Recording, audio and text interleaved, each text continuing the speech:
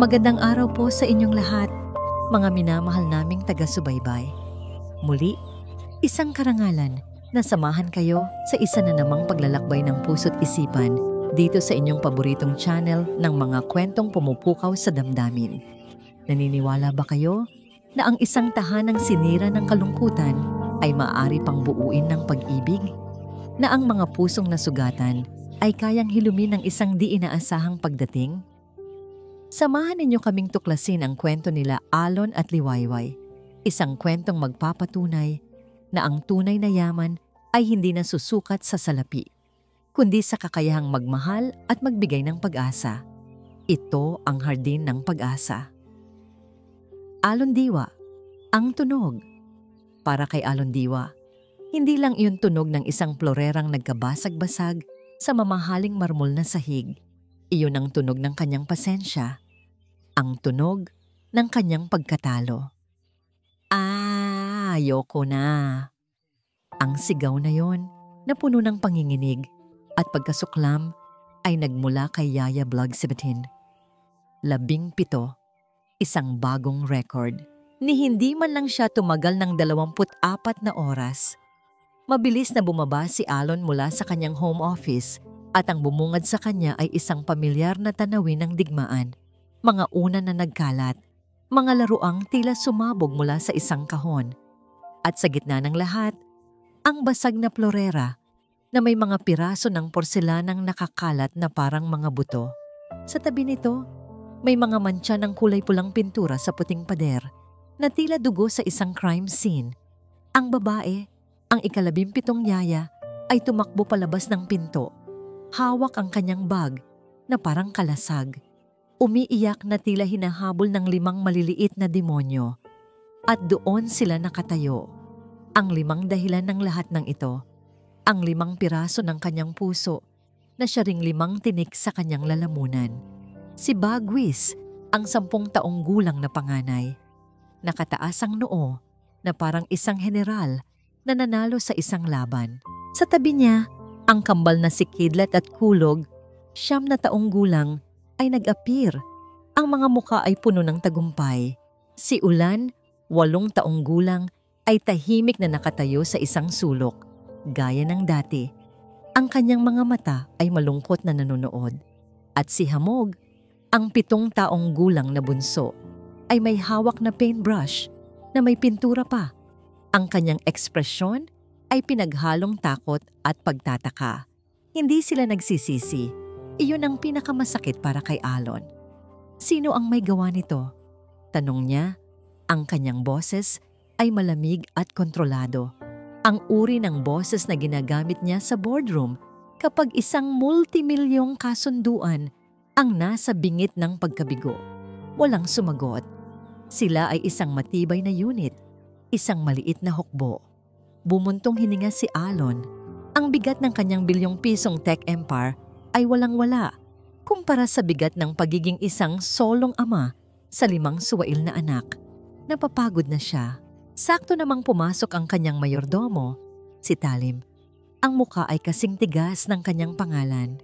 Sir Alon, narito na po ang susunod na aplikante. Paalisin mo siya, mabilis na sagot ni Alon. Wala nang saysay ito. Huli na po, sir. Nakapasok na siya. At mula sa likod ni Talim, lumitaw ang isang babae.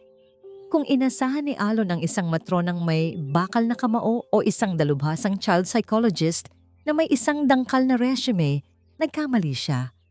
Ang babaeng nasa harapan niya ay simple, masyadong simple. Nakasuot ng murang blusa at pantalon, ang kanyang buhok ay nakatali lang sa isang simpleng ponytail. Walang kislap ng karangyaan, walang bahid ng awtoridad. Ang pangalan niya, ayon sa manipis na papel na hawak ni Alon, ay Liwayway Bulacan. Tumingin si Liwayway sa nagkalat na sala, sa basag na plorera, sa pulang pintura sa pader. At pagkatapos, tumingin siya sa 5 bata. Hindi nagbago ang ekspresyon ng kanyang mukha. Walang gulat, walang takot.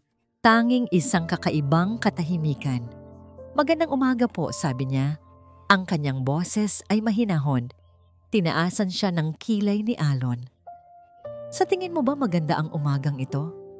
Ngumiti lang ng bahagya si Liwayway. Ang bawat umaga po ay isang bagong simula. Naupo sila para sa interview na mas nararapat tawaging isang interogasyon. Ang ina ni Elon, si Doña Gloria Roca, ay sumali sa kanila. Ang kanyang presensya ay nagpapabigat sa hangin. Ang kanyang mga alahas ay kumikinang sa ilalim ng ilaw ng chandelier at ang kanyang mga mata ay sumusuri kay Liwayway na parang isang basahan. 16 na yaya sa loob ng isang taon. Simula ni Alon, diretsong nakatingin sa mga mata ni Liwayway. Ang huli ay hindi man lang umabot ng isang araw. Ano ang maiaalok mo na wala sila? Tumingin si Liwayway sa kanyang mga kamay na nakapatong sa kanyang kandungan. Wala po akong maipapangakong mahika, Ginoo. Hindi ako naghahanap ng mahika, sabi ni Elon. Naghahanap ako ng solusyon. Ano ang iyong diskarte? Ang iyong pamamaraan? Sandaling nag-isip si Liwayway. Makinig po. Natawa ng mahina si Doña Gloria, isang tunog na kasing talim ng yelo. Makinig?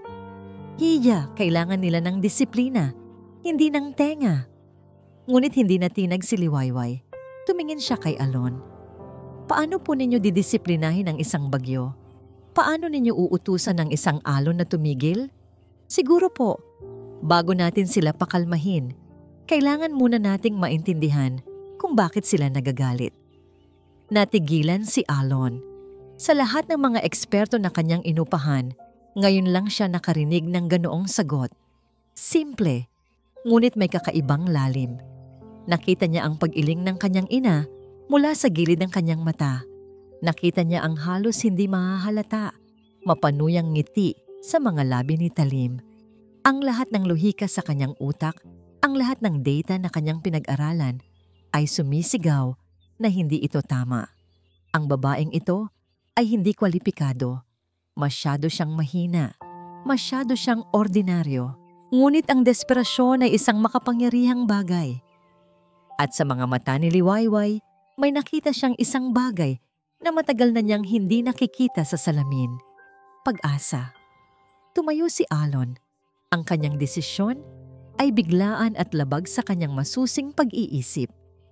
1 linggo, sabi ni Alon. Ang boses ay matigas at walang emosyon. Tiningnan niya si Liwayway na nakatingala sa kanya. Ang mga mata ay kalmado pa rin. Mabuhay ka sa 1 linggo at sayo na ang trabaho. Liwayway, Bulacan. Ang unang umaga ni Liwayway sa bahay ulap ay sinabayan ng pagsikat ng araw na tila nahihiyang sumilip sa napakalaking bintana ng kanyang silid. Ang silid mismo ay mas malaki pa sa buong bahay na kinalakihan niya. Malambot ang kama, mabango ang kumot, at ang katahimikan ay halos nakakabingi. Ngunit ang katahimikan ay isang luho na hindi nagtatagal sa tahanang ito. Pagbaba niya para sa almusal, ang katahimikan ay pinalitan ng isang paparating na bagyo. Nakaupo na ang 5 bata sa napakahabang mesa, mga maliliit na hari sa kanilang sariling kaharian. Si Alon Diwa ay wala pa. Malamang ay nasa kanyang opisina na. Si Doña Gloria ay nasa dulo ng mesa, umiinom ng kape. Ang kanyang mga mata ay kasing lamig ng umaga. Magandang umaga po. Bati ni Liwayway sa lahat. Isang ngiti ang pilit niyang pinakawalan. Walang sumagot. Si Kidlat at Kulog ay nagtinginan at ngumisi. May binabalak sila. Alam na alam ni Liwayway ang mga tinging iyon. Nang akmang uupo na siya sa bakanting silya, napansin niya ang bahagyang kintab sa ibabaw nito. Syrup. Isang malagkit na patibong. Sa halip na magalit o magreklamo, huminga lang siya ng malalim. Kumuha siya ng basahan mula sa isang katulong na nanunood lang sa gilid at tahimik na pinunasan ng upuan. Umupo siya na parang walang nangyari at nagsimulang maglagay ng kanin sa kanyang plato. Ang katahimikan ay nakakabingi. Naramdaman ni Liwayway ang mga mata ng lahat sa kanya. Naghihintay, nag-aabang ng isang pagsabog. Pero hindi iyon dumating. "Sino sa inyo ang mahilig sa itlog?" Tanong niya sa malumanay na boses na tila ba ang syrup sa upuan ay isang pangkaraniwang palamuti lang sa umaga. Nagulat ang kambal na wala ang kanilang ngiti. Ang hindi niya pag-react ang siyang pinakamalakas na reaksyon. Si Bagwis ay sumimangot, tila na dismaya. Si Ulan, mula sa kanyang sulok, ay bahagyang itinaas ang kanyang tingin. Pagkatapos ng tensyonadong almusal, naisip ni Liwayway na kailangan niya ng hangin. Lumabas siya sa malawak na hardin, isang lugar na tila paraiso sa gitna ng magulong bahay. Ang mga bulaklak ay namumukadkad sa iba't ibang kulay, at ang amoy ng damo ay nagbigay sa kanya ng kaunting kapayapaan. Umupo siya sa isang bangkong bato sa ilalim ng isang malaking puno ng akasya. Mula sa kanyang maliit na bag, kinuha niya ang isang luma at manipis na kwaderno at isang lapis. Hindi siya isang professional na artist, ngunit mahilig siyang gumuhit. Dito niya inilalabas ang mga salitang hindi niya masabi. Iginuhit niya ang isang bulaklak na rosas. Sinusundan ang bawat kurba ng talulot nito, ang bawat guhit ng dahon. Sa pagguhit, nakalimutan niya sandali kung nasaan siya. Nakalimutan niya ang 5 pares ng mga matang mapanubok. Ngunit hindi niya alam, mula sa bintana ng silid-aklatan sa 2nd palapag, isang pares ng mga mata ang tahimik na nanonood sa kanya. Si Ulan, nakita niya ang bawat galaw ng lapis ni Liwayway, ang konsentrasyon sa kanyang mukha. Sa unang pagkakataon, sa loob ng mahabang panahon, may nakita siyang isang bagay sa bahay puri-ulap na hindi magulo. Isang bagay na payapa. "Ano sa tingin mo ang ginagawa mo?" Ang boses na yon, malamig at matigas, ay biglang pumutol sa kanyang katahimikan. Napatayo si Liwayway. Si Doña Gloria Roca, nakatayo na parang isang reyna sa kanyang hardin, ang mga braso ay magkasalikop sa kanyang dibdib. "Nagpapahinga lang po sandali, senyora," sagot ni Liwayway. Itinago ang kwaderno sa kanyang likuran. "Ang trabaho mo ay nasa loob, kasama ang mga bata. Hindi ang mag-aksaya ng oras dito," sabi ng matanda. Ang mga mata ay matalim. "Huwag mong isipin na dahil pinayagan ka ng anak ko, ay katanggap-tanggap ka na sa pamamahay na ito. Alamin mo ang iyong lugar." Habang nagsasalita si Doña Gloria, napako ang tingin ni Liwayway sa isang bagay na kumikinang sa damit nito. Isang pilak na brotse, kakaiba ang hugis. Isang ahas na nakapulupot. Ito ay maganda, ngunit may dala itong kakaibang pakiramdam ng panganib. "Opo, senyora," sabi na lang ni Liwayway, yumuko ng bahagya. Hindi na po mauulit. Pumasok muli si Liwayway sa loob ng bahay. Ang bigat sa kanyang dibdib ay mas matindi pa kaysa kanina. Ang natitirang bahagi ng araw ay isang serye ng maliliit na labanan. Isang palaka sa loob ng kanyang sapatos, isang balde ng tubig na nakatago sa itaas ng pinto ng kusina. Hinarap niya ang lahat ng ito nang may kaparehong kalmadong pagtanggap na lalong ikinainis ng mga bata. Gabi na nang pumasok siya sa kanyang silid, pagod na pagod. Ang kanyang katawan at kaluluwa ay tila bugbog sarado. Umupo siya sa gilid ng kama at tinitigan ang kanyang maliit na bag na nakasabit pa sa isang silya. 1 linggo, sabi ni Elon. Pero parang 1 taon na ang nakalipas sa loob lang ng 1 araw. Siguro ay tama si Doña Gloria. Siguro ay hindi talaga siya para dito. Siguro ay dapat na siyang sumuko. Akmang tatayo na siya para simulan ang pag-iimpake nang may napansin siyang isang bagay sa ibabaw ng kanyang unan. Isang maliit, kulay lilang bulaklak na ligaw. Halatang pinitas lang mula sa hardin. Hindi ito isang magandang rosas mula sa hardin ni Doña Gloria. Ito ay isang simpleng bulaklak, isa sa mga tumutubo lang sa damuhan. Ngunit para kay Liwayway, sa sandaling iyon, ito ang pinakamagandang bulaklak sa buong mundo.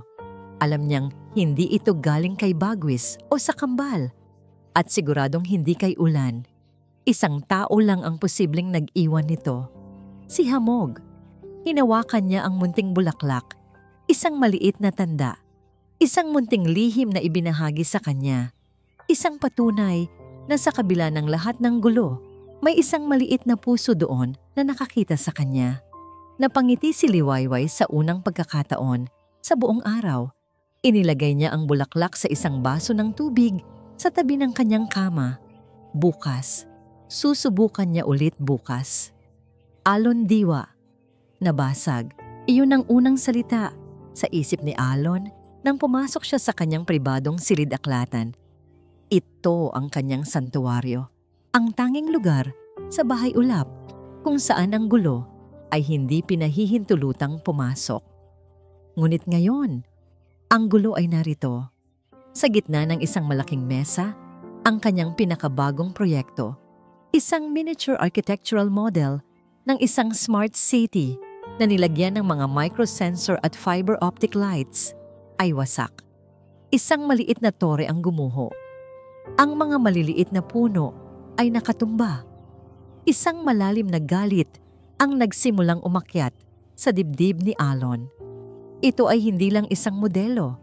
Ito ay linggo ng kanyang trabaho, ang kanyang paraan upang takasan ang mas malaking gulo sa labas ng mga pader na ito. At alam niya kung sino ang may gawa nito.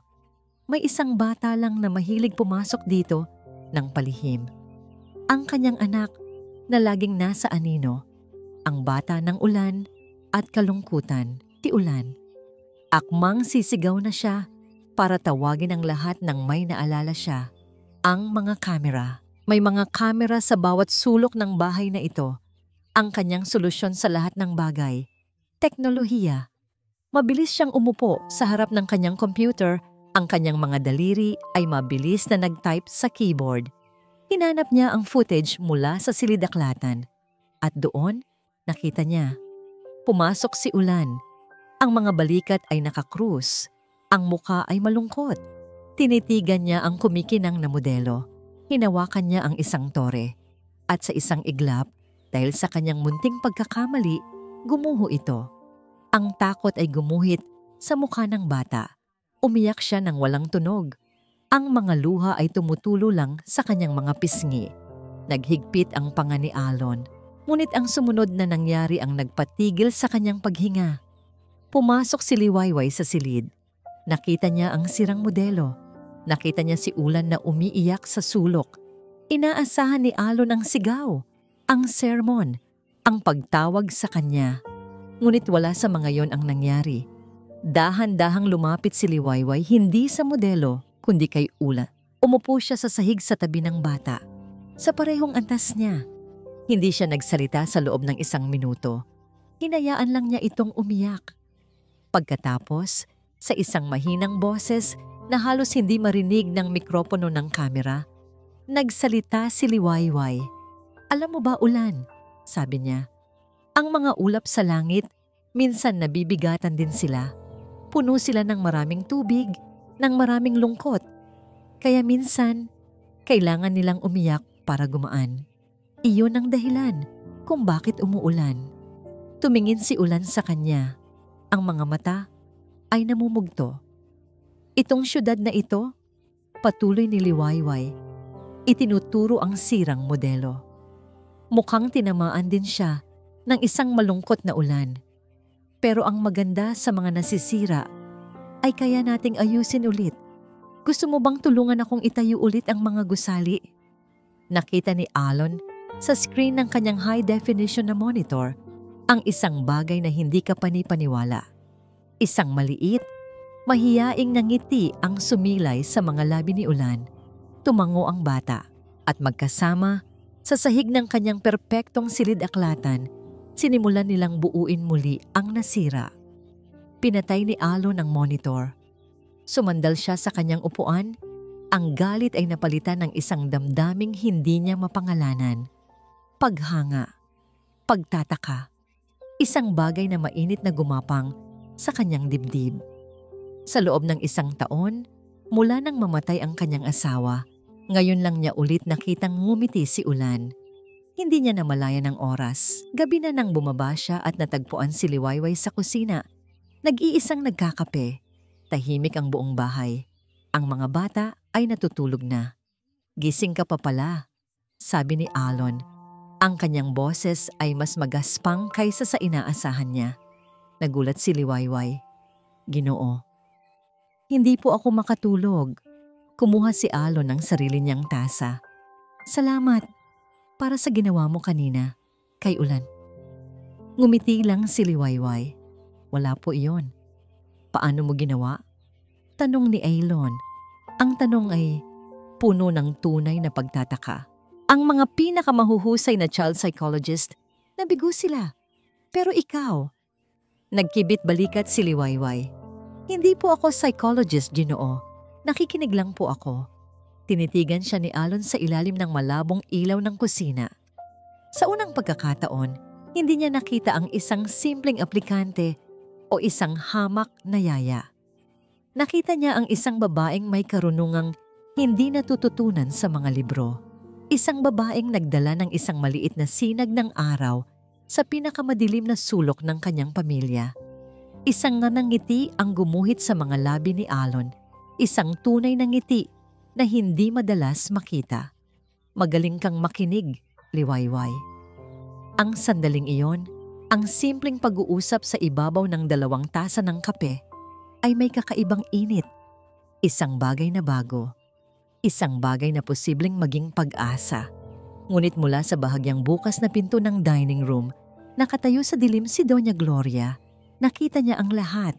Nakita niya ang paraan ng pagtingin ng kanyang anak sa katulungi. Nakita niya ang ngiti. At ang kanyang mga mata, na dati malamig lang, ay ngayon ay nag-aapoy na sa apoy ng pagtutol. Bumalik si Alon sa harap ni Liwayway. Hindi alam ang tungkol sa nanonood na mga mata. "Liwayway," sabi niya. Ang kanyang boses ay malinaw at desidido. "Yung isang linggong pagsubok, kalimutan mo na." Tumingala si Liwayway, nagtataka. "Ang trabahong ito," sabi ni Alon, "sa'yo na, walang taning." Ang mga sumunod na linggo sa bahay ulap ay tila isang panaginip para kay Liwayway. Ang dating malaimpyernong bahay ay unti-unting nagiging isang tahanan. Ang mga sigaw ay napalitan ng tawanan. Ang mga patibong ay napalitan ng mga laro. Isang hapon, sa sala, tinulungan niya ang mga bata na bumuo ng isang malaking kaharian gamit ang mga kumot, upuan at unan. Si Kidlat at Kulog ang mga maingay na inhinyero. Si Bagwis, kahit nag-aatubili noong una, ang naging hari ng kanilang muog. Si Ulan ang tagapinta, gumuguhit ng mga bintana at bulaklak sa mga papel na idinikit nila sa kumot. At si Hamog ang masayang prinsesa na naghahain ng mga biskit sa lahat. Si Liwayway ay hindi isang yaya sa mga sandaling iyon. Siya ay isa sa kanilang mga nasasakupan, isang masayang alagad ng kanilang munting kaharian. Ang kanilang mga halakhak ay umalingaw-ngaw sa buong bahay, isang musika na matagal nang hindi naririnig sa loob ng mga pader na yon. At sa gitna ng kanilang kasayahan, dumating si Alon. Tumayo siya sa may pintuan ng sala. Nakasuot pa rin ng kanyang mamahaling suit. Ang kanyang briefcase ay nasa kamay. Ngunit ang karaniwang pagod sa kanyang mukha ay wala. Sa halip, isang nangiti ang mababasa sa kanyang mga labi habang pinapanood ang magulong eksena. "Papa, halika. Ikaw ang magiging dragon," sigaw ni Hamog. Nag-atubili si Alon. "May trabaho pa si Papa?" "Sige na, Alon," sabi ni Liwayway mula sa loob ng kanilang kastilyo. Ang kanyang ulo ay sumisilip sa isang butas sa kumot. "Kailangan ng aming kaharian ng isang mabangis na dragon." Sa pagkabigla ng lahat, lalo na ni Liwayway, ibinaba ni Alon ang kanyang briefcase. Tinanggal niya ang kanyang coat at necktie. At sa isang iglap, ang bilyonaryong CEO ng isa sa pinakamalaking tech company sa Asia ay gumagapang sa sahig. Umuungol na parang isang dragon na humahabol sa 5 nagtatakbuhang bata. Sa isang saglit, sa ibabaw ng mga ulo ng mga batang tumatawa, nagtama ang mga mata ni Alon at Liwayway. Sa tinging iyon, walang salitang namagitan, Ngunit 1,000 bagay ang kanilang naunawaan. Isang pasasalamat, isang paghanga, isang koneksyon na mas malalim pa sa relasyon ng isang amo at isang empleyado. Ngunit ang liwanag ay laging may anino, habang ang sala ay puno ng kagalakan. Ang silid-aklatan sa itaas ay puno ng lason. Nakikita mo ba, Talim? Bulong ni Doña Gloria habang nanonood mula sa isang siwang sa pinto. Ang lason ay mabilis kumalat.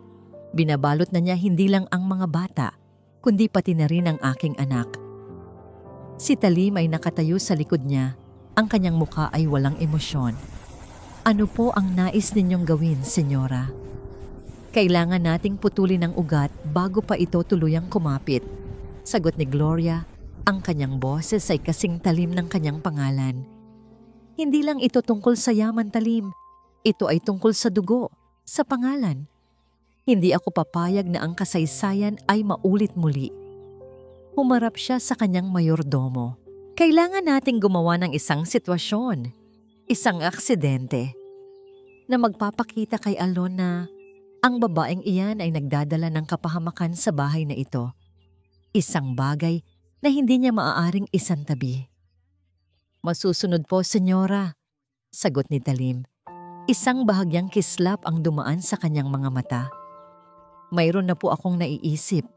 Kinabukasan, habang naglilinis si Liwayway malapit sa engrandeng hagdanan, nilapitan siya ni Talim. Liwayway, sabi niya sa isang magalang na tono, nais ko lang ipaalam sa'yo para sa iyong kaalaman kung sakaling magkaroon ng emergency. Ang security camera sa bahaging ito ng hagdanan, sabay turo sa itaas, ay may maliit na depekto. May blind spot. Isang maliit na depekto sa disenyo na hindi pa naaayos.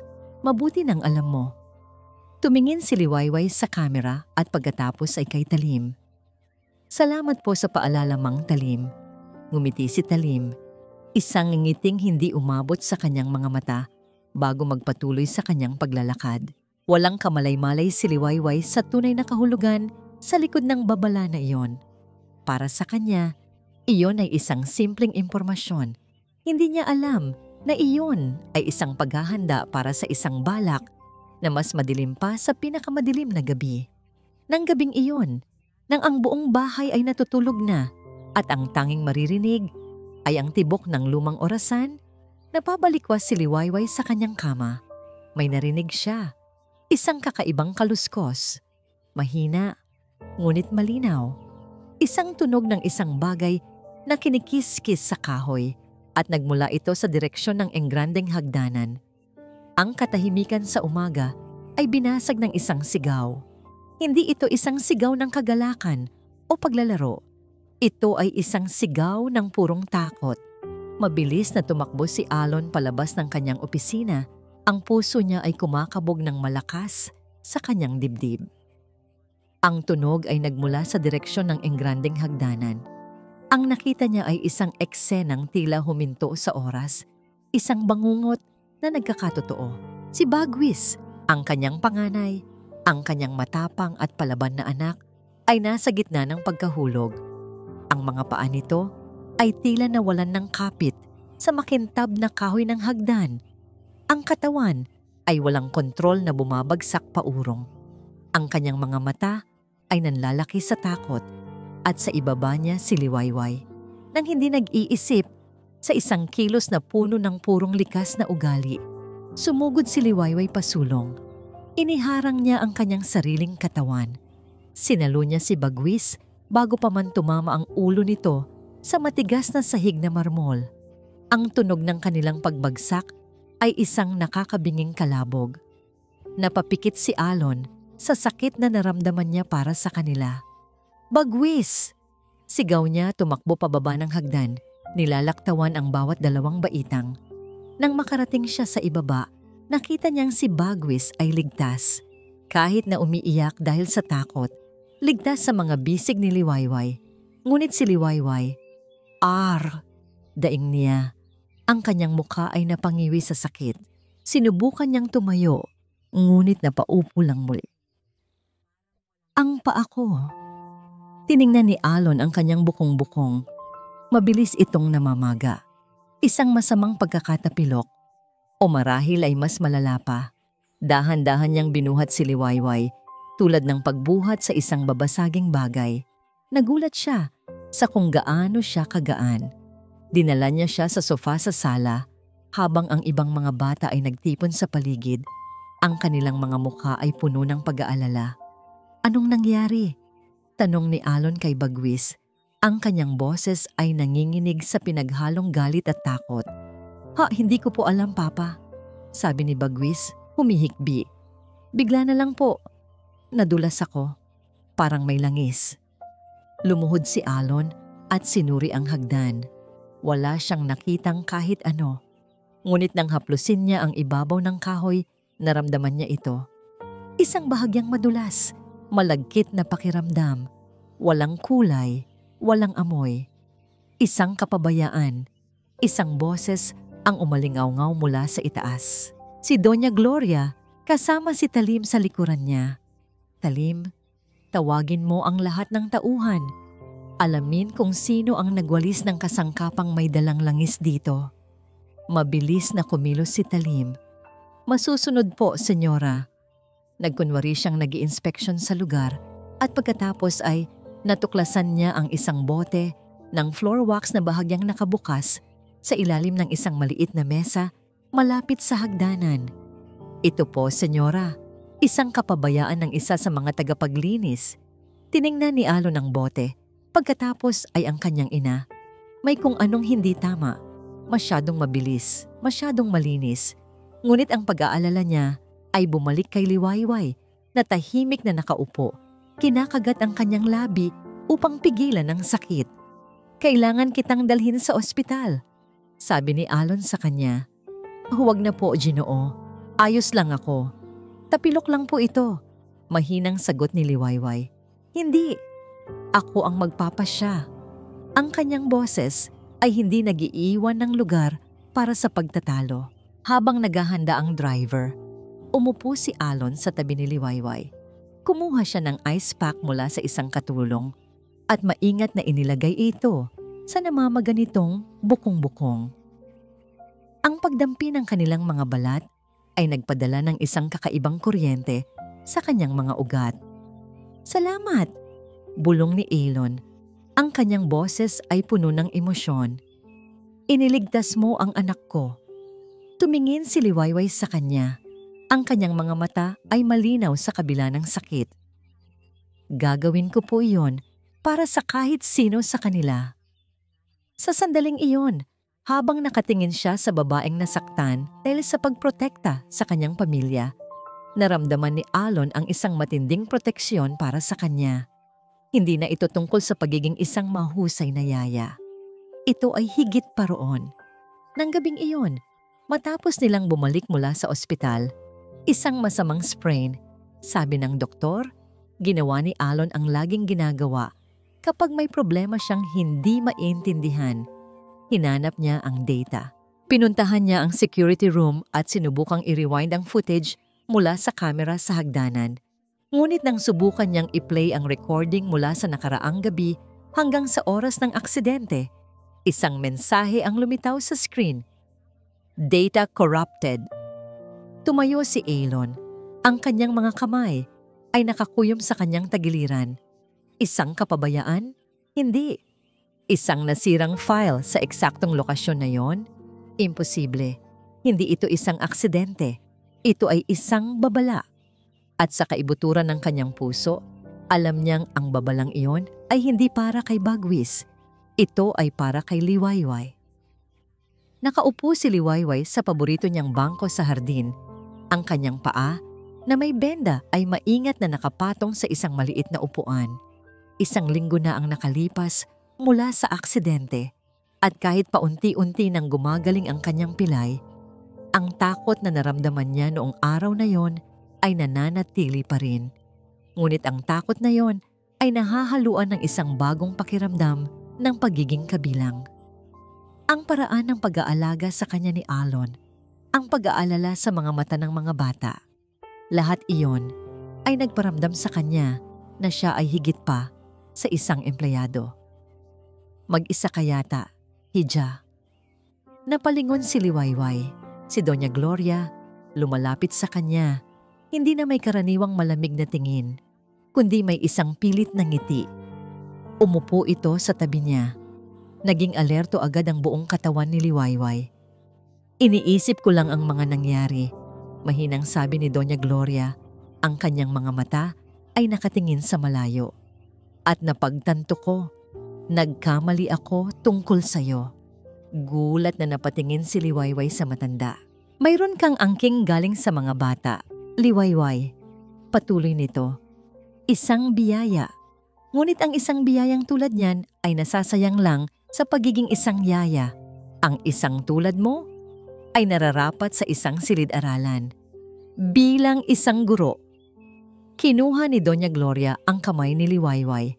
Ang kamay ng matanda ay malamig. Nais kong itama ang aking pagkakamali sa'yo. Nais kong tulungan ka. Mula sa kanyang mamahaling bag, naglabas siya ng isang makintab na brochure at isang application form. Inilagay niya ito sa mga kamay ni Liwayway. Isang scholarship, sabi ni Doña Gloria, sa isa sa mga pinakamahusay na universidad para sa edukasyon. Sasagutin ko ang lahat at pagkatapos mong mag-aral, may nakahanda ng posisyon para sa'yo bilang isang guro sa isang prestihiyosong paaralan. Ito ang nararapat sa'yo, Hija. Ito ang lugar kung saan ka nabibilang. Tinitigan ni Liwayway ang mga papel na nasa kanyang kamay. Ang mga salitang scholarship, university, teacher ay tila lumulundag mula sa pahina. Ito ang pangarap. Ang pangarap na matagal na niyang ibinaon sa limot. Ang pangarap na isinakripisyo niya para sa kanyang pamilya. Isang bahagi niya ang gustong umiyak sa tuwa. Ngunit isang bahagi niya ang nakaramdam ng kirot. Ang umalis dito, ang iwanan ang 5 bata na unti-unti nang nagiging bahagi ng kanyang puso, ang iwanan si Alon. Pero ang mga bata po, nautal niyang sabi, "Huwag mo silang alalahanin." Malumanay na sabi ni Gloria, "Makakahanap kami ng iba. Ang mahalaga ay ang iyong kinabukasan. Isipin mo ito bilang isang gintong pagkakataon, isang tiket para sa mas magandang buhay." Ang salitang ticket ay tumatak sa isip ni Liwayway. Isang tiket para makaalis. Hindi nila namalayan. Mula sa terrace sa itaas, nakita ni Alon ang eksena. Hindi niya narinig ang buong usapan. Ngunit nakita niya ang brochure. Nakita niya ang application form sa mga kamay ni Liwayway. Nakita niya ang pag-aalinlangan at pananabik sa mukha nito. At narinig niya ang huling mga salita ng kanyang ina. Isang tiket para sa mas magandang buhay. Isang malamig na pakiramdam ang gumapang sa kanyang puso. Ito ba yon? Ang plano sa simula't simula pa? Kinagabihan, sa silid-aklatan, habang nag-uusap sila ni Talim, isang ngiti ng tagumpay ang nasa mga labi ni Doña Gloria. "Napakagaling ng iyong ideya, Talim," sabi niya. "Ang laso na hindi makuha sa dahas ay makukuha sa pangarap." Humigop siya ng tsaa. "Hindi ako papayag na ang kasaysayan ay maulit muli." Samantala, naglalakad si Liwayway sa pasilyo, hawak pa rin ang form. Ang isip ay gulong-gulo. Sinalubong siya ni Alon. Ang init na dati niyang nakikita sa mga mata nito ay wala na. Napalitan ito ng isang malamig na pader ng yelo. "Mukhang masaya ka," sabi ni Alon. Ang kanyang boses ay walang anumang emosyon. Ginoo!" Itinuro niya ang mga papel na hawak ni Liwayway. "Huwag mo nang itago. Nakita ko kayo ni Mama kanina." Huminga siya ng malalim at ang mga salitang lumabas sa kanyang bibig ay kasing talim ng mga piraso ng nabasag na salamin na tumusok ng diretso sa puso ni Liwayway. "Kaya pala ito ang plano mo sa simula't simula pa?" Malamig niyang tanong. "Ang gamitin ng mga anak ko bilang isang hagdan para makaakyat ka?" Ang paraiso ay nagyelo. Sa mga sumunod na araw, isang pader ng yelo ang namagitan sa kanila ni Liwayway. Nagtatrabaho pa rin siya. Inaalagaan ng mga bata nang may parehong dedikasyon, ngunit ang init at kislap sa kanyang mga mata ay nawala. Ang mga pag-uusap nila ni Alon ay naging maikli at formal, limitado sa mga tagubilin tungkol sa mga bata. Nasasaktan si Alon sa bawat segundong lumilipas. Isang bahagi niya ang gustong maniwala sa kanya. Napaniwalaan ang katahimikan na nagsasabing nasaktan siya sa akusasyon nito. Ngunit ang imahe niya na hawak ang application form, ang mga salita ng kanyang ina, lahat iyon ay bumubulong ng pagdududa sa kanyang isipan. Upang subukang pagaanin ng tensyon, nagpasya si Doña Gloria na magkaroon ng isang maliit na merienda sa hardin. Isang pagdiriwang, sabi niya, para sa magandang pag-uugali ng mga bata. Alon, ramdam niya ang tunay na layunin nito. Isang entablado para sa susunod na yugto ng anumang plano ng kanyang ina. Ang mesa sa hardin ay puno ng mga masasarap na pagkain. Ang mga bata na walang kamalay-malay sa tensyon sa pagitan ng mga nakatatanda ay masayang naglalaro. Si Liwayway ay tahimik na nakaupo sa isang tabi. Halos hindi kumikilos. Oras na para sa dessert. Masayang inanunsyo ni Doña Gloria. Lumabas si Talim mula sa kusina. Tulak-tulak ang isang maliit na kariton. Sa ibabaw nito ay isang magandang cake at ilang espesyal na inihandang panakota sa mga maliliit na baso. Ito ay isang espesyal na recipe, sabi ni Talim. Ang kanyang mga mata ay bahagyang sumulyap kay Liwayway. Pistachio panakota. Inilapag niya ang isang baso sa harap ng bawat isa. Kumunot ang noo ni Alon, pistachio. May naalala siya. Isang bagay na mahalaga. Papa, ayoko nito, sabi ni Hamog. Itinutulak ang baso palayo. Gusto ko yung kay Yaya Liway. Pare-pareho lang ang lasa niyan, anak, sabi ni Alon.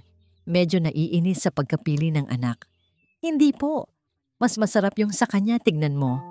Pagpupumilit ng bata, ang kanyang mga mata ay nakatitig sa dessert ni Liwayway na parang ito ang pinakamasarap na bagay sa mundo.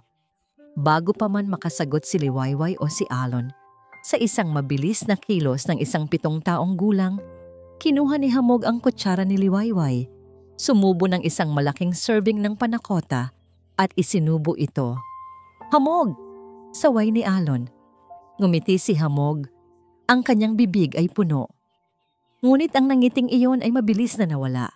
Nagsimula siyang umubo. Una, isang maliit na ubo. Pagkatapos, mas malakas.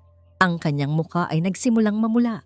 Ang kanyang mga mata ay nanlaki sa gulat at takot.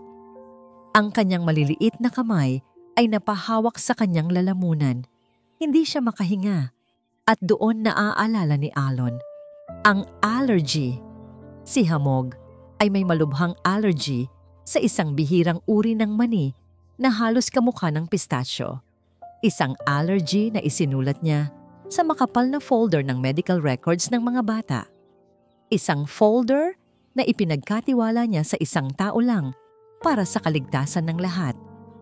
Kay Talim. Diyos ko, Hamog! Sigaw ni Liwayway. Tumakbo palapit sa bata. Ang kanyang pilay ay hindi na ininda. Nagkagulo ang lahat. Bumuwal si Hamog mula sa kanyang upuan. Ang isip ni Alon ay biglang naging napakalinaw. Ang lahat ng pagdududa ay nawala, na parang bula. Pinalitan ng nagyayelong takot at nag-aalam na galit. Tumawag kayo ng ambulansya. Sigaw niya habang isinasagawa ang first aid sa kanyang anak. Ang kanyang mga kamay ay nanginginig. Binalingan niya ang chef na lumabas dahil sa sigawan. Ano ang inilagay mo dito? Pistachio lang po, sir. Gaya ng utos ni Mang Talim. Nanginginig na sagot ng chef. Napatingin si Alon kay Talim. Ang mayordomo ay nakatayo sa isang sulok. Ang kanyang mukha ay isang perpektong maskara ng pag-aalala. Ngunit ang kanyang mga mata, sa isang saglit, sa isang iglap lang, nakita ni Alon ang isang kislap. Hindi ng pagkagulat, hindi ng takot, kundi ng malamig, kinakalkulang tagumpay. Sino ang naghanda ng partikular na basong yon? Tanong ni Alon. Ang kanyang boses ay mapanganib na kalmado sa gitna ng kaguluhan. Ako po, sir. Sagot ni Talim yumuko.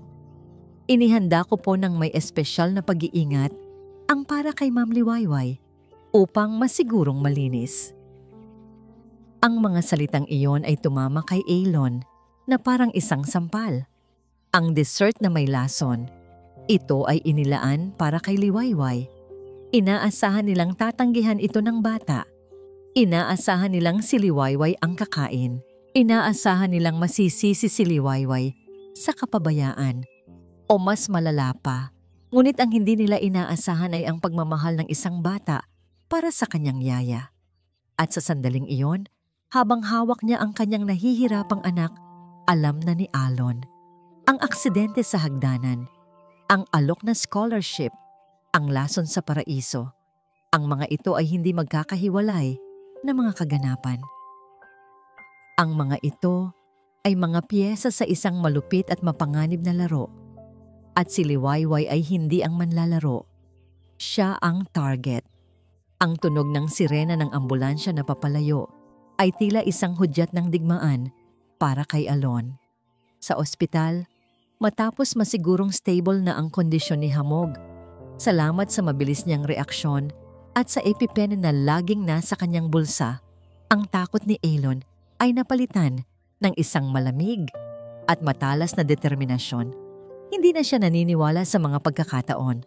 Habang si Liwayway at Doña Gloria na nagpapakita ng perpektong imahe ng isang nag-aalalang lola ay nagbabantay kay Hamog, si Alon ay gumawa ng isang tawag. Miguel, kailangan ko ng pabor, sabi niya sa telepono. Kausap ang pinakamagaling na cybersecurity expert na kilala niya. Mayroon akong isang corrupted na video file. Kailangan kong malaman kung ano ang nasa loob nito at kailangan ko ito ngayon. Pagkatapos ipadala ang file, umuwi si Alon sa bahay ulap. Ang bahay ay tahimik, ngunit para sa kanya, ang mga pader ay tila sumisigaw ng mga kasinungalingan. Dumiretso siya sa silid-aklatan, hindi para magtrabaho, kundi para maghanap. Ano ang sinabi ng kanyang ina? Hindi ako papayag na ang kasaysayan ay maulit muli. Anong kasaysayan? Ginalugad niya ang mga lumang aparador, binuksan ang mga kahon na puno ng mga dokumento ng pamilya na matagal nang hindi nagagalaw. At doon, sa ilalim ng mga lumang kontrata at mga titulo ng lupa, nakita niya ito, isang maliit, nakakandadong baul na gawa sa kahoy. Sinira niya ang kandado nang walang pag-aalinlangan. Sa loob, hindi mga alahas o pera ang laman, kundi mga lumang liham at mga ginupit na balita mula sa dyaryo. Binasa niya ang mga headline. Ang mga ito ay mula pa noong panahon ng kanyang lolo. Isang malaking iskandalo, isang nakababatang kapatid ng kanyang lolo, isang roka, ang umibig sa isang hamak na hardinero. Pinagkaitan sila ng pamilya. Itinago nila ang kanilang relasyon, ngunit nang malaman ito, ang kahihiyan ay sumira sa pangalan ng pamilya Roca sa alta sosyedad. Ang lalaki ay pinalayas at ang babae, sa sobrang kalungkutan, ay nagpakamatay. Isang malamig na pangingilabot ang gumapang sa likod ni Alon. Ito pala ang multo na bumabagabag sa kanyang ina. Isang takot na sobrang lalim, kaya't handa siyang gawin ang lahat upang hindi na ito maulit. Samantala, sa ospital, si Liwayway ay gumawa ng isang mabigat na desisyon. Habang mahimbing na natutulog si Hamog, kinuha niya ang isang piraso ng papel at nagsimulang magsulat. Pagbalik niya sa bahay ulap upang kunin ang kanyang mga gamit, nakita siya ng kambal na si Kidlat at kulog. Yaya Liway, aalis ka na ba? Tanong ni Kidlat. Ang boses ay puno ng takot. Yumuko si Liwayway at niyakap sila. Kailangan kong umalis sandali mga mahal ko, pero babalik ako para dalawin kayo. Isang kasinungalingan, ngunit isang mabait na kasinungalingan. Hindi niya kayang sabihin ang totoo, ngunit ang mga bata ay nakakaramdam. Nakita nila ang maliit na bag sa kanyang kamay. "Hindi! Huwag mo kaming iwan!"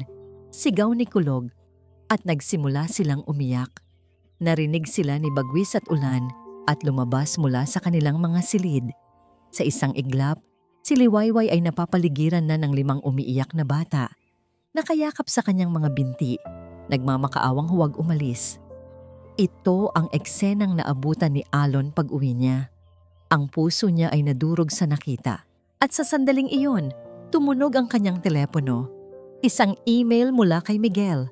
Subject, recovered. May isang attachment. Isang video file. Pinapasok niya ang mga bata at si Liwayway sa silid-aklatan. "Manatili kayo dito," sabi niya. Ang kanyang boses ay mahinahon ngunit may bigat. Umupo siya sa kanyang desk at binuksan ang file. Ang video ay putol-putol sa simula. Ngunit pagkatapos ay naging malinaw. Ito ang footage mula sa hagdanan. Kinunan noong gabi bago ang aksidente. Isang anino ang gumalaw, isang tao. Hindi makilala ang mukha. Dahan-dahan itong nagbuhos ng isang bagay na likido sa mga baitang ng hagdan. Pagkatapos, bago umalis, lumingon ito sa isang anggulo kung saan tumama ang liwanag ng buwan mula sa bintana. At sa isang iglap, kumislap ito. Isang bagay na pilak, isang bagay na pamilyar. Ang brotse. Ang brotse na hugis ahas. Pinipost ni Alon ang video. Pinalaki niya ang imahe. Wal ang duda. Iyon ang brotse ng kanyang ina. Kasabay ng pagbagsak ng katotohanan iyon, isa pang piraso ng palaisipan ang nabuo sa isip ni Alon. Talim. Ang pangalan, tila pamilyar ito hindi lang bilang pangalan ng kanyang mayordomo. Mabilis niyang binuksan ang isa pang file sa kanyang computer, isang archive ng mga lumang kaso ng negosyo ng kanyang ama. Nag-type siya ng isang pangalan, Talim. At lumabas ito, hindi si Talim, kundi ang apelyido, Talim. Isang maliit na kumpanya ng muebles na nabankrupt 30 taon na ang nakalilipas matapos ang isang agresibong takeover mula sa kumpanya ng mga diwa. Isang kaso ng corporate raiding na pinamunuan mismo ng kanyang ama. Ang lahat ay nag-click sa lugar. Ang pagkamuhi, ang matagal na paghihintay, ang perpektong pagkakataon para sa isang paghihiganti. Itinaas ni Alon ang kanyang tingin mula sa computer screen. Ang kanyang mga mata ay nagtagpo sa mga mata ni Liwayway na tahimik na nanonood sa kanya. Hawak ang kamay ng 2 umiiyak na bata. Sa mga matang yon, wala siyang nakitang panlilinlang. Tanging sakit at isang malalim, hindi masabing kalungkutan. Ang susi sa lahat ng kasinungalingan ay nasa kanyang mga kamay. At ito ay mas masakit at mas masalimuot kaysa sa kanyang inaakala. Bumukas ang pinto ng silid-aklatan. Pumasok si Doña Gloria. Ang mukha ay nagpapakita ng pag-aalala. "Alon anak, kamusta na si Hamog? Bakit kayo narito?" Natigil siya nang makita ang imahe sa computer monitor. Ang nakapost na video. Ang close-up ng kanyang brotse. Nanigas siya sa kanyang kinatatayuan. At mula sa likod niya, pumasok si Talim. "Senyora, may problema po ba?" Hindi inalis ni Alon ang kanyang tingin sa dalawa. Ang kanyang boses, nang sa wakas ay nagsalita siya, ay kalmado. Isang nakakatakot na kalmado. "Mama, Talim, pakisara ang pinto," sabi niya. "Panahon na para mag-usap tayo." Ang silid-aklatan, na dating santuwaryo ni Alon, ay naging isang korte. Ang hangin ay mabigat sa mga hindi sinasabing salita at mga nakatagong katotohanan. Ang mga bata ay tahimik na nakakapit kay Liwayway sa isang sulok. Ang kanilang mga mata ay puno ng pagkalito, habang sila ay nagiging mga saksi sa pagguho ng kanilang mundo. Tumingin si Alon sa kanyang ina. "Mama, ang brotse mo." Ang mukha ni Doña Gloria ay namutla. Sinubukan niyang magsalita, ngunit walang boses na lumabas. Ang kanyang karaniwang tindig na puno ng awtoridad ay biglang naging marupok. Pagkatapos ay ibinaling ni Alon ang kanyang tingin kay Talim. Ang kanyang mga mata ay kasing talim ng pangalan ng mayordomo. Talim? O dapat ko bang sabihing Ginoo mula sa pamilyang Talim na nagmamay-ari ng isang pabrika ng muebles? Sa unang pagkakataon, nakita ni Liwayway ang pagbabago sa mukha ni Talim. Ang maskara ng isang tapat na lingkod ay nag-umpisang magkabitak-bitak. Isang malamig na ngisi ang dahan-dahang gumuhit sa kanyang mga labi. Matagal kong hinintay ang araw na ito, sabi ni Talim. Ang kanyang boses ay hindi na magalang, kundi puno ng matagal ng kinikimkim na galit. 30 taon. 30 taon kong pinanood ang pamilyang ito na magpakasasa sa kayamanang ninakaw nila sa amin. Ang iyong ama ang sumira sa amin, Alon. Kinuha niya ang lahat, kaya't nagpanggap kang tapat na lingkod, naghihintay ng tamang pagkakataon para sirain din kami mula sa loob. Tanong ni Alon, ang kanyang boses ay nanginginig sa pagpipigil. Paghihiganti! Dumura si Talim sa salita. Gusto kong maramdaman mo ang naramdaman namin. Ang mawalan ng lahat ng mahalaga sa'yo, ang mga bata, ang una kong naisip. Ngunit pagdating ng babaeng iyan, tumingin siya ng masama kay Liwayway. Nakita ko ang isang mas madaling paraan, ang sirain ka sa pamamagitan ng pag-atake sa kanya. At ang senyora mo, ngumisi siya kay Gloria, ay naging isang hindi sinasadyang kasabwat. Humarap si Alon sa kanyang ina. Ang kanyang mga mata ay puno ng sakit at hindi makapaniwalang pagtataka. Mama, bakit? Alam kong ayaw mo sa kanya, pero ang sakta ng sarili mong apo? Ang hayaang malagay sa panganib si Hamog?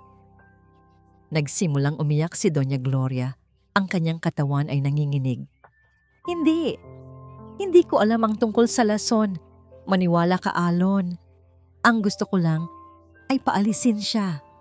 Sa pamamagitan ng pagdulas sa kanya sa hagdanan, sigaw ni Alon. Isang babala lang dapat yon.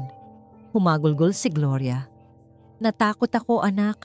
Nakita ko ang sarili ko, ang pamilya natin, sa kwento ng lolo mo, ang kahihiyan, ang trahedya. Ayokong maulit iyon.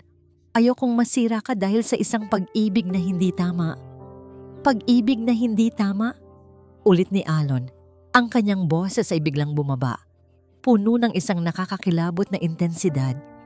Ang pag-ibig na hindi tama, Mama, ay ang pag-ibig na handang manakit para lang protektahan ang pangalan at yaman. Ang pag-ibig na nakikita mo kay Liwayway, iyon ang pag-ibig na handang masaktan para iligtas ang iba. Tumingin si Alon kay Liwayway na nakatayo pa rin sa sulok. Ang mga luha ay tahimik na dumadaloy sa kanyang mga pisngi habang yakap-yakap ang mga bata. Lahat ng pagdududa, lahat ng masasakit na salitang binitawan niya ay bumalik upang saksakin ang kanyang sariling konsensya. Tumayo siya mula sa kanyang upuan at dahan-dahang lumapit sa kanila. Ang bawat hakbang ay tila isang milya ang layo. Liwayway, sabi niya. Ang kanyang boses ay basag. Patawarin mo ako. Umiling lang si Liwayway, hindi makapagsalita. Humarap si Alon kay Talim. Umalis ka sa bahay ko. Tumawa si Talim. Isang tawang walang kagalakan. Masaya akong aalis dahil nakita ko na ang simula ng pagbagsak ninyo. Ang lason na itinanim ko ay hindi na mawawala. Matapos umalis ni Talim, ang natira sa silid ay ang bigat ng katotohanan. Si Doña Gloria ay nakaupo sa isang silya. Ang kanyang pag-iyak ay humina na, napalitan ng isang blangkong pagtitig. Ang mga bata na naramdaman ang bigat ng sandali ay masumigpit pa ang yakap kay Liwayway. Lumuhod si Alon sa harap ni Liwayway, hindi alintana ang mga basang mata ng kanyang mga anak. Hinawakan niya ang kamay nito. Nasaktan kita, bulong niya. Nagduda ako sa'yo. Ako dapat ang nagpoprotekta sa'yo, pero ako pa ang nagdagdag sa sakit na nararamdaman mo. Tumingin si Liwayway sa kanyang mga mata at sa gitna ng lahat ng gulo at sakit, nakita ni Alon ang isang bagay na hindi niya inaasahan. Pag-unawa. "Huwag kang umalis," pakiusap ni Alon. Ang kanyang boses ay halos hindi marinig. "Parang awa mo na. Huwag kang umalis." Ang mga araw, pagkatapos ng pagbagsak ng mga maskara, ay tahimik. Isang katahimikang mas mabigat pa kaysa sa pinakamaingay na sigawan. Si Tali may umalis ng walang lingon-likod, nag-iwan ng isang puwang na puno ng kapaitan. Si Doña Gloria naman ay nagkulong sa kanyang silid. Hindi siya lumalabas, hindi siya kumakain. Ang tanging naririnig mula sa kanyang pinto ay ang paminsan-minsang hikbi. Ang bahay ulap na minsan nang naging palasyo ng gulo at pagkatapos ay naging tahanan ng nabubuong pag-asa, ay ngayon ay nababalot ng isang makapal na ulap ng kalungkutan. Ngunit sa gitna ng dilim na ito, may isang bagay na nagsimulang magbago. Si Alon. Hindi na siya ang CEO na umuuwi lang para matulog. Siya na mismo ang gumigising sa mga bata. Siya ang naghahanda ng kanilang almusal kahit na laging sunog ang unang batch ng pancake. Siya ang nagbabasa sa kanila ng mga kwento bago matulog. Bawat sandali, ginugol niya upang muling buuin ang tiwala at pagmamahal na muntik nang mawasak. Isang gabi, habang mahimbing nang natutulog ang mga bata, natagpuan ni Liwayway si Alon na nakatayo sa may bintana ng sala, nakatingin sa hardin na nababalot ng dilim. "Hindi ka pa natutulog," sabi ni Liwayway, lumalapit. "Paano ako makakatulog?" sagot ni Alon, hindi lumilingon. "Sa tuwing ipipikit ko ang aking mga mata, nakikita ko ang mukha ni Hamog na nahihirapan at ang mukha mo na nasasaktan." Humarap siya kay Liwayway. Ang kanyang mga mata ay puno ng pagsisisi. "Kinuwento ko sa iyo ang lahat tungkol sa pamilya ko, sa mga multo ng nakaraan, pero hindi ko alam ang sayo." Tinitigan niya ito. "Bakit ka tumigil sa pag-aaral, Liwayway? Ano ang tunay na dahilan?" Huminga ng malalim si Liwayway. Ngayon na, walang nang mga lihim. "Ang kapatid ko," simula niya. "Pangarap niyang maging inhinyero. Matalino siya. Mas matalino kaysa sa akin.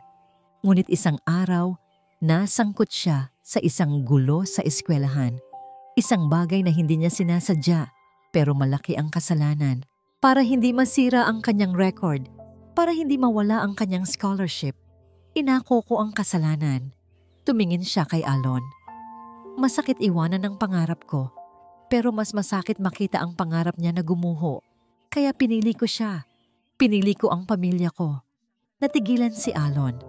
Ang babaeng nasa harapan niya, ang babaeng inakusahan niyang ginagamit ang mga anak niya para umangat sa buhay, ay isang babaeng isinakripisyo ang sariling kinabukasan para sa iba. Lumapit siya. Dahan-dahan niyang hinawakan ang kanyang mukha. Ang kanyang mga hinlalaki ay marahang pinupunasan ang mga luhang hindi na malayan ni Liwayway na tumulo na pala. "Patawad," bulong ni Alon. "Patawad sa lahat." At sa ilalim ng liwanag ng buwan na tumatagos sa bintana, sa gitna ng tahimik na sala na naging saksi sa lahat ng kanilang sakit at pag-asa, hinalikan siya ni Alon. Hindi ito isang halik ng pagnanasa. Ito ay isang halik ng paghingi ng tawad. Isang halik ng pag-unawa.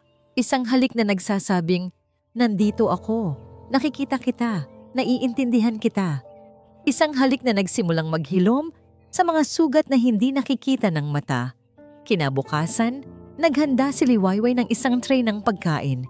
Dinala niya ito sa tapat ng pinto ng silid ni Doña Gloria.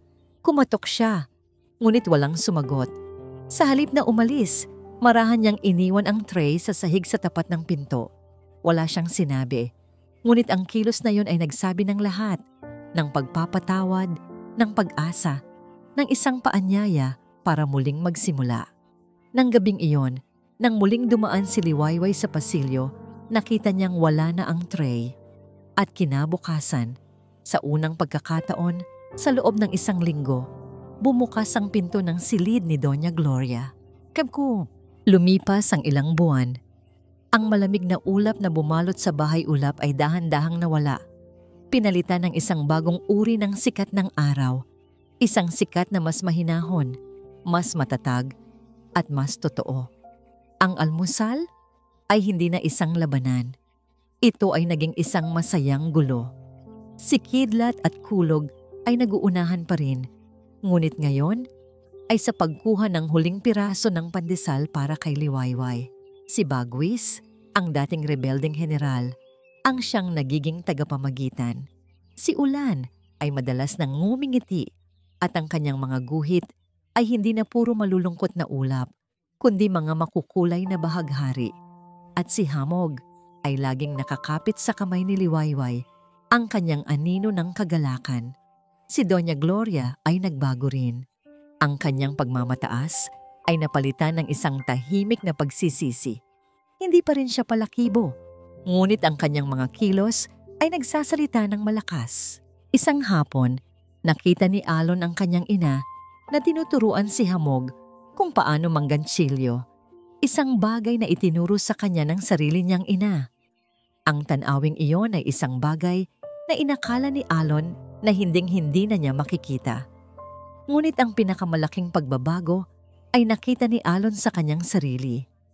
Ang kanyang trabaho, na dati ay kanyang kanlungan, ay naging isang bagay na lang na kailangan niyang tapusin para makauwi siya. Ang kanyang tunay na buhay, ang kanyang tunay na yaman, ay hindi na nasa mga stock market reports o sa mga bagong teknolohiya. Ito ay nasa loob ng mga pader ng kanyang tahanan. At sa sentro ng lahat ng ito ay si Liwayway, ang kanyang Liwayway. Isang hapon, habang naglalaro ang mga bata sa hardin, pinanood sila ni Alon mula sa terrace. Si Liwayway ay nakaupo sa paborito nitong bangko, tumatawa habang pinupunasan ang putik sa mukha ni Hamog. Ang sikat ng araw ay tumatama sa kanyang buhok at para kay Alon, siya ang pinakamagandang tanawin sa buong mundo. Sa sandaling iyon, alam na niya, ang kanyang buhay ay hindi na kompleto kung wala siya. Pumasok siya sa loob at tinawag ang kanyang hukbo. "Kailangan ko ng tulong ninyo," sabi niya sa kanyang 5 anak. Ang kanyang boses ay seryoso na may halong pananabik. "Mayroon akong isang napakahalagang misyon." Nang hapong iyon, habang abala si Liwayway sa pagdidilig ng mga halaman, naramdaman niyang may humila sa kanyang damit. Si Hamog, "May hawak na isang puting rosas. Para sa'yo, Yaya Liway," sabi ng bata. Pagkatapos ay dumating si Ulan, dala ang isa pang rosas. Sumunod ang kambal at sa huli, si Bagwis. Hanggang sa si Liwayway ay may hawak ng isang buke ng 5 puting rosas. "Anong meron?" Natatawa niyang tanong, nalilito. "Sumunod ka sa amin," sabi ni Bagwis, at pinangunahan nila siya papunta sa ilalim ng malaking puno ng akasya, sa lugar kung saan madalas siyang umupo para gumuhit. At doon, naghihintay si Alon. Nakasuot siya ng simpleng damit, hindi ang kanyang karaniwang business suit. Sa kanyang mga mata, nakita ni Liwayway ang isang emosyon na napakalalim na nagpatigil sa kanyang paghinga. "Liwayway," simula ni Alon, ang kanyang boses ay bahagyang nanginginig. "Nang dumating ka sa bahay na ito, naghahanap ako ng isang yaya, isang solusyon, isang taong mag-aayos sa gulo ng buhay ko." Lumapit siya, ngunit ang nahanap ko ay higit pa roon. Nahanap ko ang isang taong hindi lang inayos ang gulo, kundi tinuruan din akong makita ang kagandahan sa loob nito. Tinuruan mo ang mga anak ko kung paano muling ngumiti, at tinuruan mo ako kung paano muling magmahal. Dahan-dahan siyang lumuhod sa isang tuhod sa harap ni Liwayway at ng kanyang 5 anak. Mula sa kanyang bulsa, inilabas niya ang isang maliit na kahon. "Hindi ka lang ang Liwayway sa umaga," sabi niya. Ang kanyang mga mata ay nagsusumamo. "Ikaw ang naging liwayway ng buong pamilya ko, ng buhay ko." Binuksan niya ang kahon. Sa loob, isang simpleng singsing na may isang maliit na diamante na kumikinang sa ilalim ng papalubog na araw. Liwayway Bulacan, papayag ka bang pakasalan ako? Papayag ka bang maging liwanag ng aming tahanan, magpakailanman? Nagsimulang tumulo ang mga luha sa mga mata ni Liwayway, mga luha ng purong kaligayahan. Tumingin siya sa 5 bata na nakapalibot sa kanila. Ang kanilang mga mukha ay puno ng pag-asa at pananabik. Pagkatapos ay tumingin siya muli kay Alon, ang lalaking minahal niya sa kabila ng lahat. Ngumiti siya sa gitna ng kanyang mga luha at dahan-dahang tumango. Sa di kalayuan, mula sa bintana ng silid-aklatan, nakatayo si Doña Gloria. Pinanood niya ang lahat at sa kanyang mga labi, sa unang pagkakataon sa napakatagal na panahon, isang tunay at payapang nangiti ang sumilay. 1 taon ang lumipas. Ang sikat ng araw ay maliwanag at puno ng pag-asa, bumabati sa maraming bisita na nagtipon sa isang malawak at luntiang lupain na hindi kalayuan sa lungsod. Ang hangin ay puno ng tawanan ng mga bata at masayang musika. Sa gitna ng lahat, isang malaking arko na gawa sa kawayan ang nakatayo. At dito nakasulat sa magandang pagkakalikha ang mga salita. Maligayang pagdating sa hardin ng pag-asa. Sa entablado, nakatayo si Liwayway. Hindi na si Liwayway Bulacan, kundi si Liwayway Diwa. Ang simpleng blusa ay napalitan ng isang elegante, ngunit simpleng bestida. Ang kanyang boses, habang nagsasalita sa mikropono, ay hindi na mahiyain, kundi puno ng kumpiyansa at pasyon. Noong bata ako, simula niya, ang kanyang mga mata ay naglilibot sa mga mukha ng mga bata, mga benefactor at mga panauhin. Mayroon akong isang pangarap, isang simpleng pangarap na makapagtapos ng pag-aaral at maging isang guro. Ngunit minsan, ang buhay ay may ibang plano. Minsan, kailangan nating isakripisyo ang ating mga pangarap para sa mga taong mas mahalaga sa atin. Tumingin siya sa gilid ng entablado kung saan nakatayo si Alon kasama ang 5 bata na ngayon ay maayos at masayang nakabihis. Ngumiti si Alon sa kanya, isang ngiti na nagsasabing siya ang pinaka-proud na asawa sa buong mundo.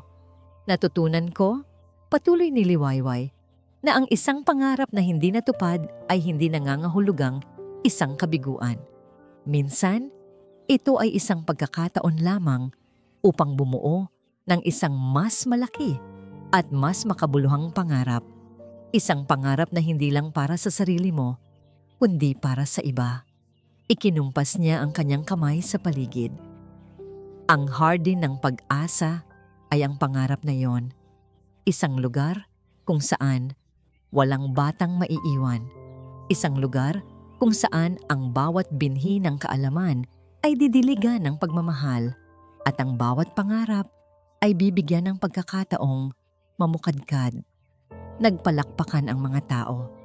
Mula sa hanay ng mga upuan, nakatayo si Doña Gloria, pumapalakpak ng may tunay na kagalakan sa kanyang mga mata, habang masayang nakikipaglaro sa kanyang mga apo.